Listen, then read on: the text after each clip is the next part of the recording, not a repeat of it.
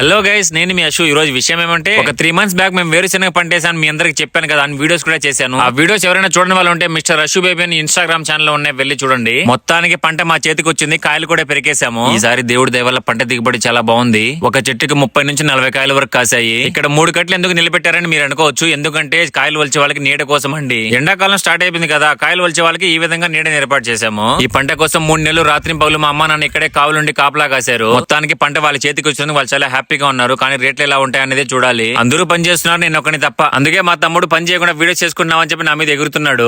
RX100 shoot climax లో నాకు hand బాలేదండి, అది కొంచెం ఫ్రాక్చర్ అయింది, అందుకే కట్టించుకున్నాను. వీడియో తీస్తున్నా అని చెప్పి మా తమ్ముడు పని కూడా చేయట్లేదు. ఎలాగోలా మొత్తానికి వాడే అన్ని పనులు చేసుకున్నాడు. నేనైతే ఒక్క పని కూడా ముట్టలేదు, ఎందుకంటే నాకు హ్యాండ్ బాలేదు కదా. అలా పొలం దగ్గరే ఉండి కాయలు కాల్చుకొని తిన్నాము. మా తమ్ముడేమో ఏంద్రా నీ బాధ, కాయలు కూడా సరిగా తినేవా, నన్ను వీడియో చేసి చంపేస్తావా అని చెప్తున్నాడు. పొలం దగ్గర ఇలా చెనిక్కాయలు కాల్చుకుని తినడం చాలా హ్యాపీ అనిపించింది. సో ఇది వాళ్ళ మన వీడియో నచ్చితే లైక్ చేయండి, సబ్స్క్రైబ్ చేసుకోండి, ఫాలో చేసుకోండి.